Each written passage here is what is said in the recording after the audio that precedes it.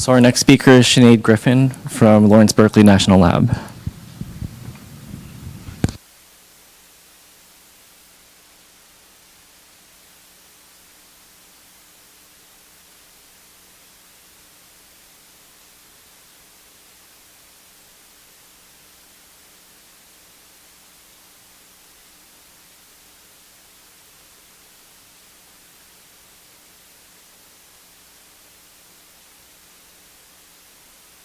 Now?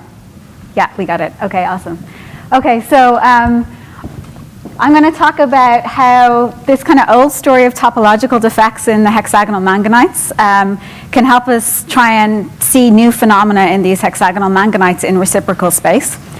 So here on this slide, I have a historical image of how we used to image these hexagonal Manganite ferroelectric domains. So this is a PFM image.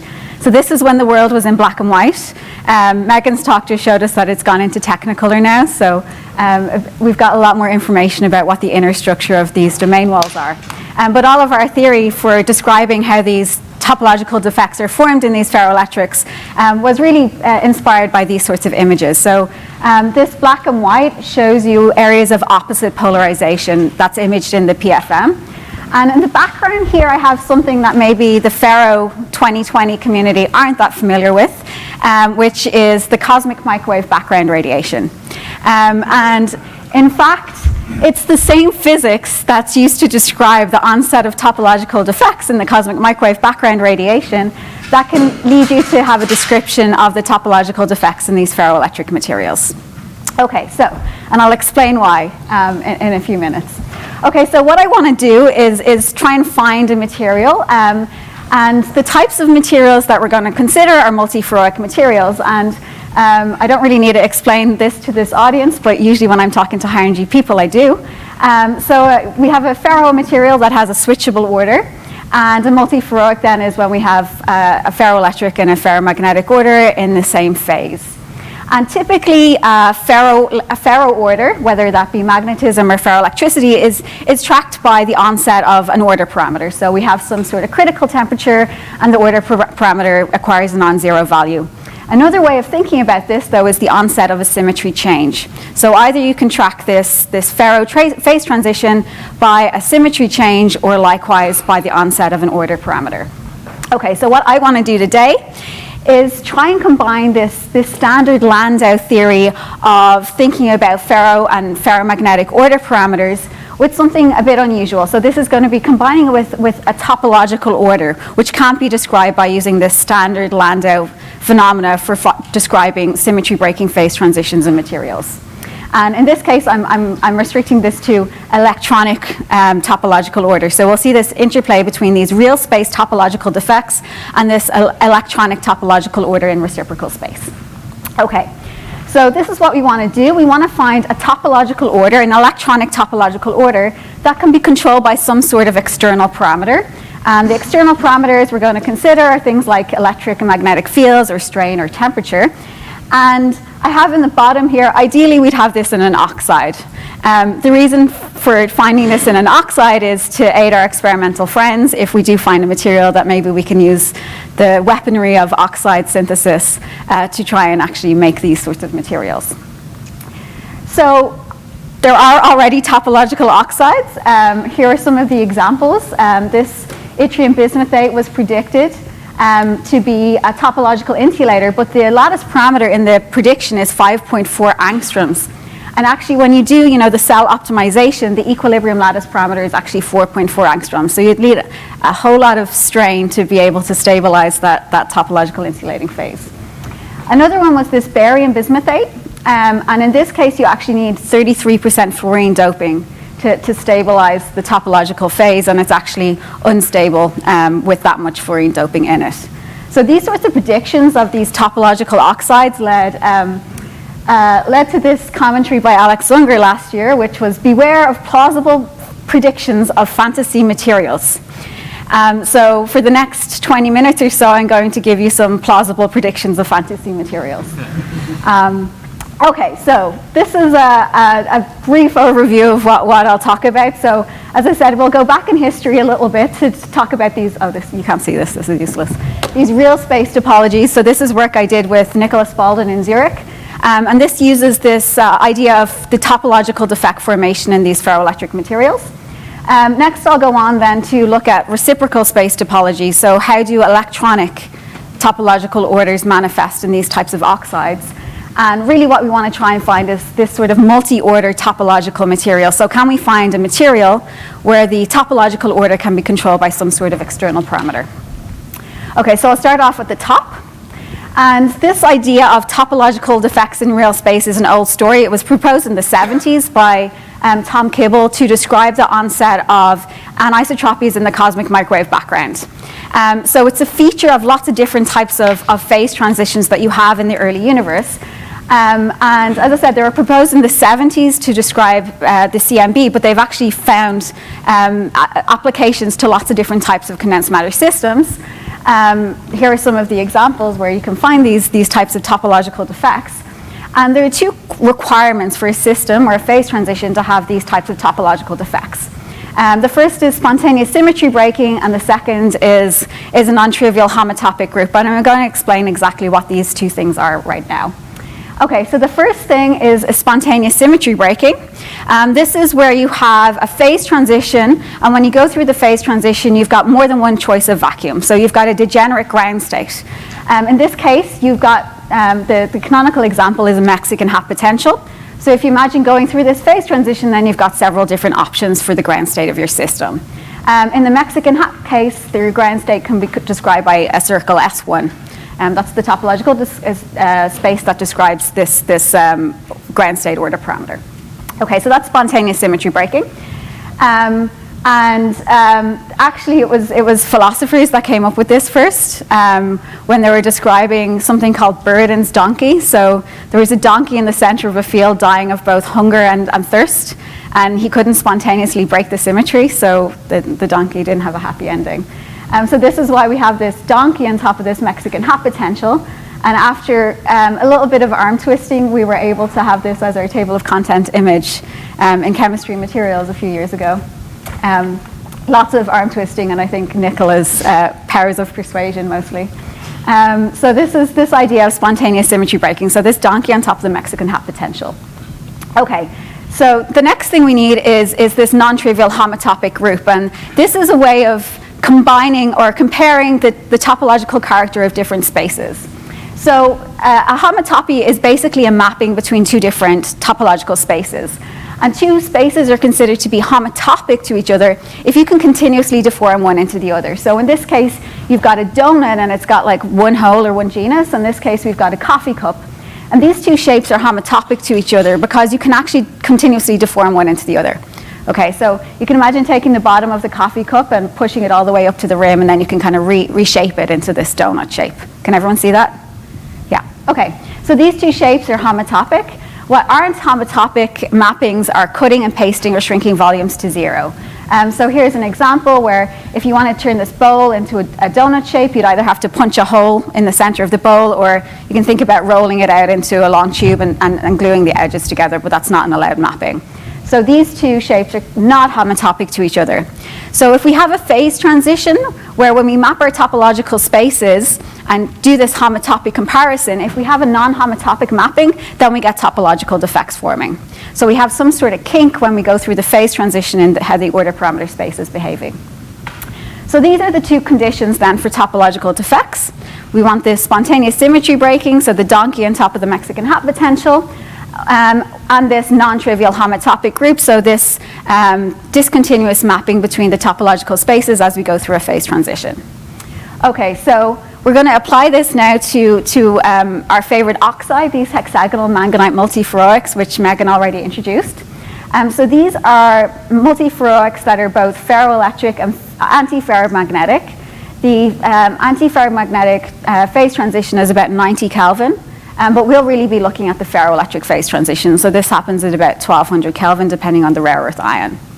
Okay, so what does this phase transition look like? Well, here is the high symmetry, the paraelectric phase. And you see we have these rare earth ions, these big yttrium rare earth ions. And here we have polyhedra, and the center of the polyhedra is a manganese, and then there are 3 oxides surrounding it, one oxygen on top and one below. And here's kind of a side figure of this. So this is the high symmetry phase, and this is the high symmetry phase again here. And as the temperature cools, we see that we get a buckling of these polyhedra. So these polyhedra start tilting. And if they start tilting outwards, the central big rare earth ion moves into the space that's just been created. Or if they tilt inwards, then this rare earth ion moves upwards. Okay, so depending on the direction of these tilts, we can actually see that we get 2 different crystallographic phases. On the right-hand side is the ferroelectric phase, and this is where these polyhedral tilts lock into the crystallographic directions. And we get this down, up corrugation of the rare earth ions, which Megan was showing us in her TEM images. And we also can get this non-polar phase, which is this down, up, middle, which is at an intermediate angle. And this actually shows us a hint of what's actually happening during this phase transition.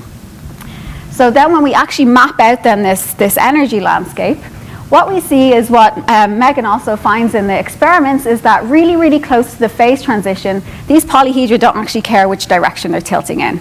So it's fully U1 symmetric, which means that you can tilt in any of the 360 degrees, just like you have in a superconducting order parameter. This is really a U1 symmetric order parameter.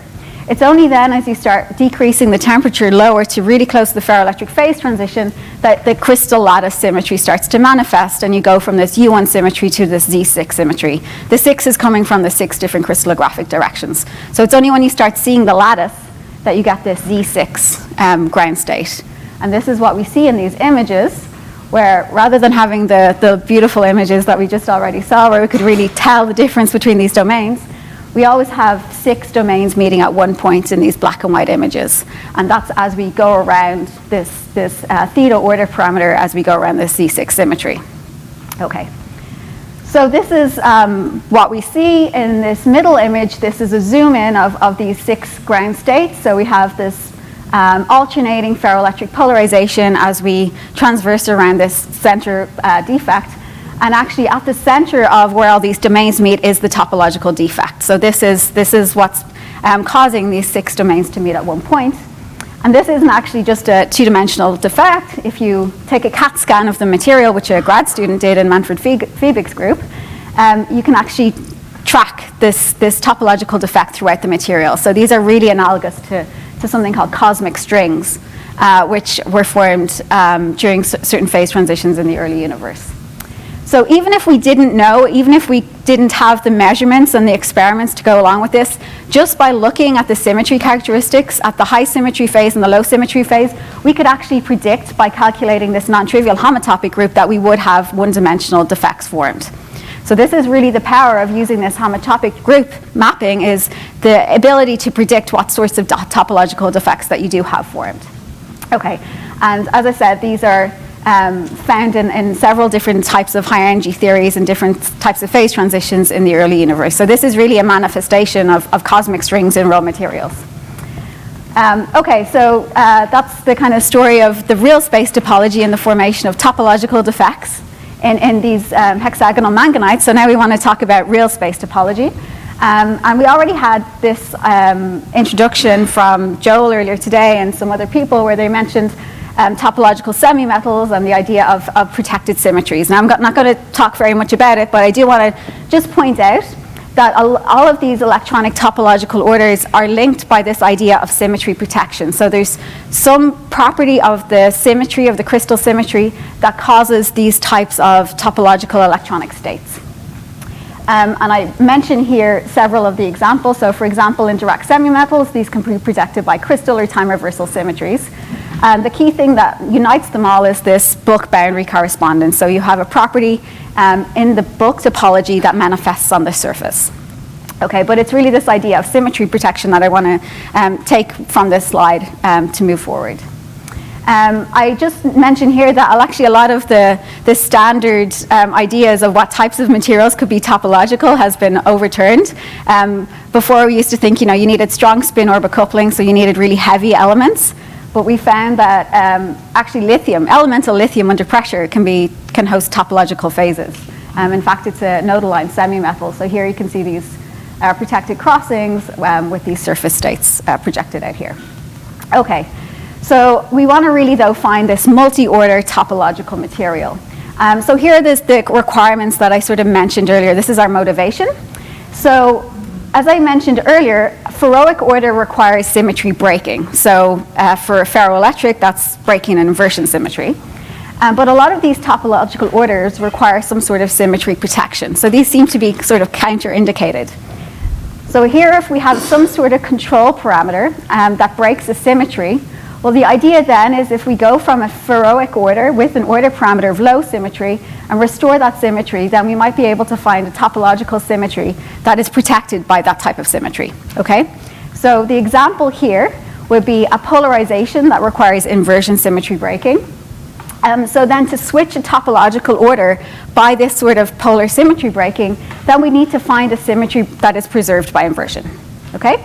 So in this control parameter idea, then we have this topological order on one phase, which is a non-trivial topological order in a high symmetry phase where this symmetry protection is the inversion symmetry. But then you can think about breaking this inversion. Then you remove this topological order. It becomes topologically trivial, but then it's a polar order because you've broken the inversion symmetry. So this is sort of our design criteria for having this sort of switchable topological order in a Ferroic material. This is a big long list, but this is basically showing what types of topological orders can be controlled with this inversion symmetry breaking.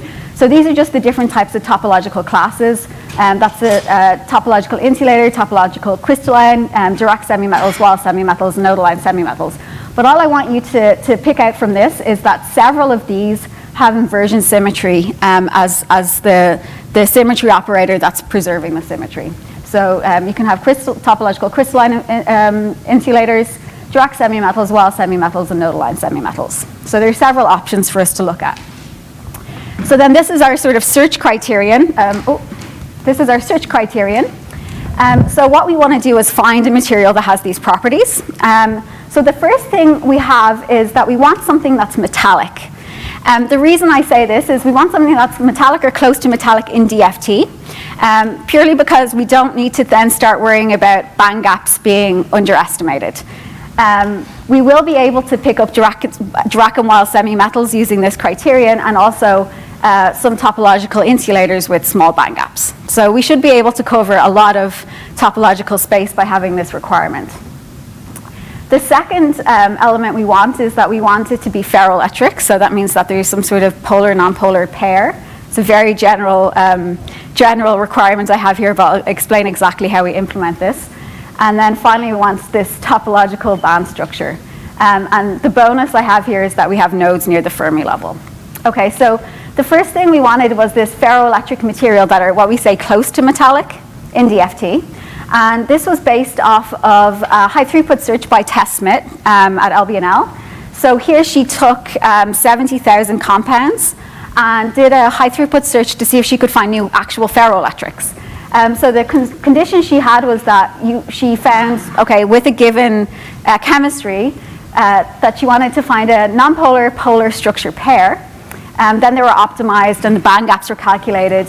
And a key thing when she was doing this step was she checked to see one was a parent, there was a parent subgroup relationship, and also that the deformation wasn't too large, so that there was a reasonable deformation between the polar and nonpolar structures, so that they could be really continuously deformed into one another. But you can see here in this workflow, she has this metallic check. So if it was metallic in DFT, she kicked it out of the workflow because she was looking for insulating ferroelectrics. And that's where I came in. So I took these metallic candidates that were kicked out of the workflow to take this as the base of trying to find this idea of this topological ferroelectric. So there were 94 materials at this stage with a nonpolar-polar relationship where one of the candidates was metallic in DFT. So we have these kind of first two steps taken care of, that we have something that's metallic and we have this polar-nonpolar pair. So the next step then was to look for this topological band structure out of these 94 candidates. And we decided to down select rather than calculate all 94. And we down selected by looking for space groups that had non-symmorphic elements in them. So a non-symmorphic symmetry is a symmetry with a fractional translation. So the two examples are screw and glide planes. So here we have just an illustration of what a non-symmorphic symmetry looks like. So our symmetry element is this foot on the beach. And then you have a mirror plane that you take the reflection of this foot, and then you translate this foot by a fraction of the lattice parameter. So you resulting in this kind of footprints in the sand is a canonical example of a non-symmorphic symmetry.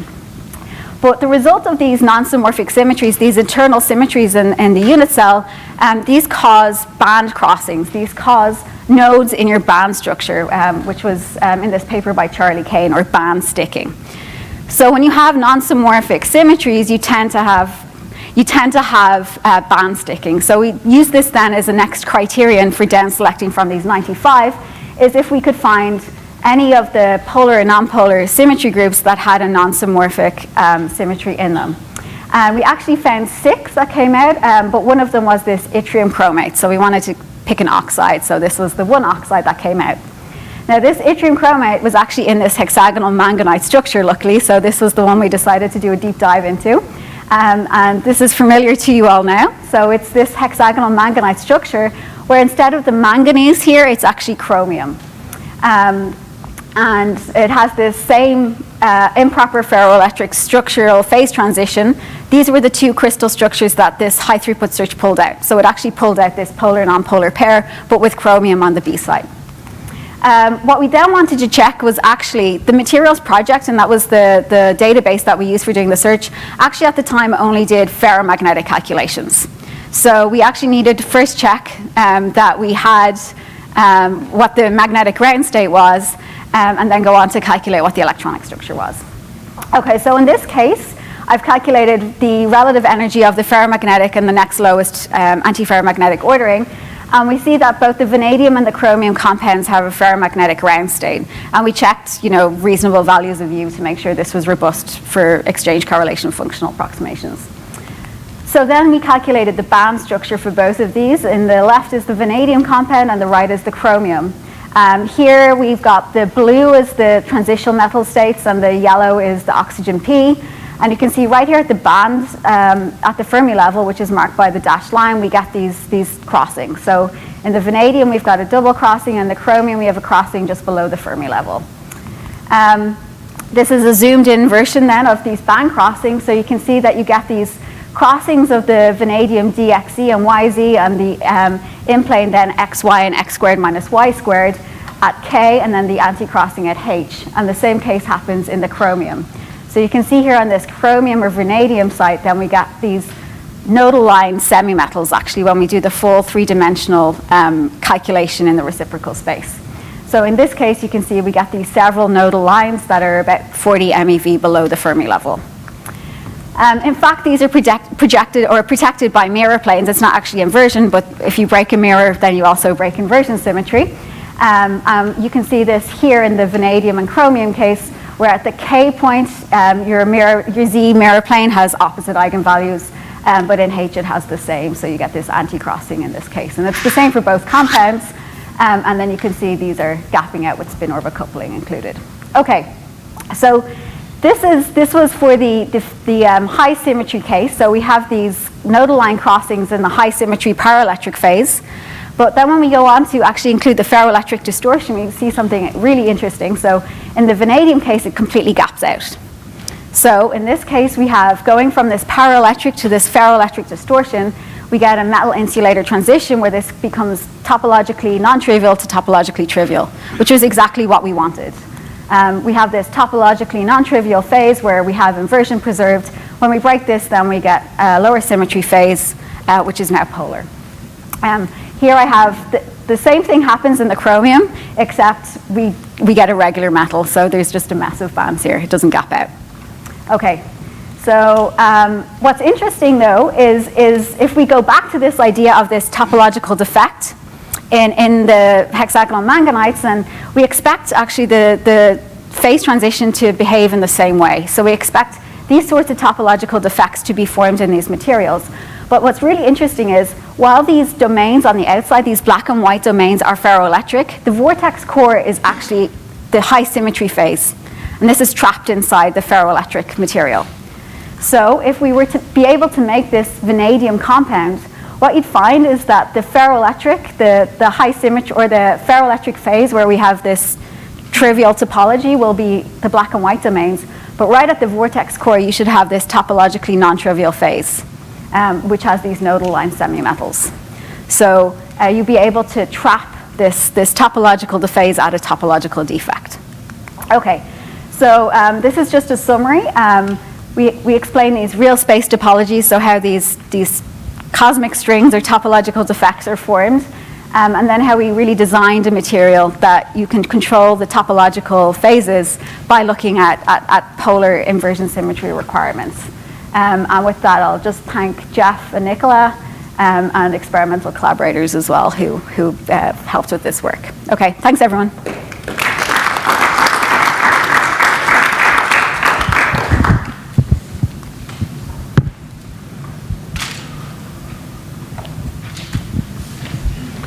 Thank you very much for the talk.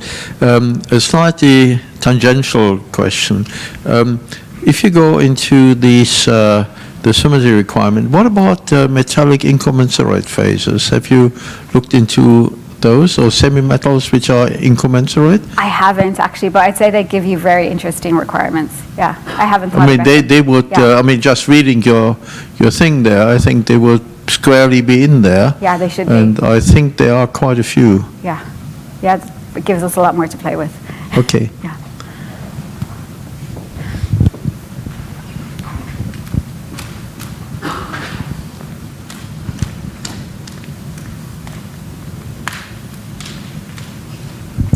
Sinead, really nice talk. I always struggle with these contradictory things, right? So you tell me it has to be a metal or close to, and then it's got to be a ferroelectric in the next sentence. And I think for the polar metals, right, we're seeing this play out where, like, we can't get them to switch, right? Yeah. So yours is interesting because it gaps itself when you do this. Right. So, but more broadly, like, if it's really a metal or a semi-metal, what kind of functional properties am I going to get out of this thing, even if I can find this combination of properties? So I would also say, one, it gaps itself, so we sort of got saved, but also this is an improper ferroelectric phase transition. So I think if we do want to look, I think it kind of came out of the search accidentally, but if we do want to look for these sort of properties, I think if we find improper ferroelectrics, then we can circumvent that problem. Yeah. And also it's, you might not need, okay, maybe you can't switch it with an electric field, but you could switch it with temperature or strain, yeah.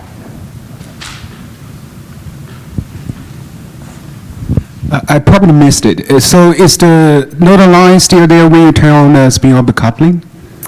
No, it's not. It gaps out a small bit, so they're anti-crossings. Okay.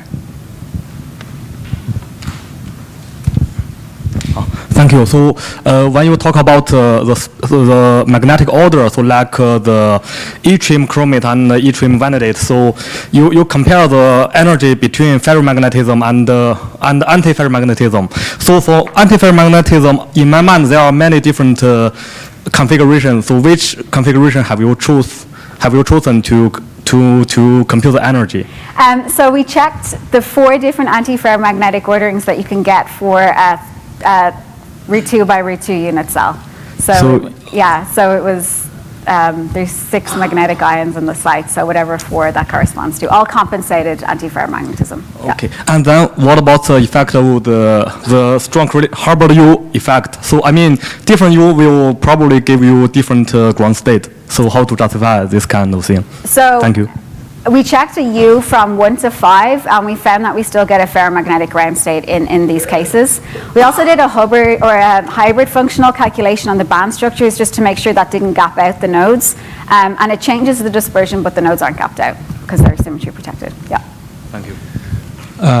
I have questions for the vanadium and chromium system. Did you check the stability of the structure? Because for the chromium one, I thought there should be something like a Young-Taylor effect there. No, they're both dynamically stable in the ferroelectric ground state. So actually they behave super similarly to the other hexagonal manganites, where in the ferroelectric state you have a K3 unstable mode, and then when you include that you get a gamma instability. So they're really completely analogous to the manganites, the hexagonal manganites. Okay, did you find any structure difference between the chromium and manganese? Because I strongly believe for the chromium there should be a Young-Taylor effect there. Well, this is hexagonal, so these aren't the orthorhombic oxides. So you don't get a Young-Taylor in these systems. Young-Taylor, even though it's hexagonal, it's a bipyramid, for 1D, there should be a doubly degenerate state there for 1D. We didn't find any dynamical instability, but maybe we can talk afterwards about that. Yeah. Okay.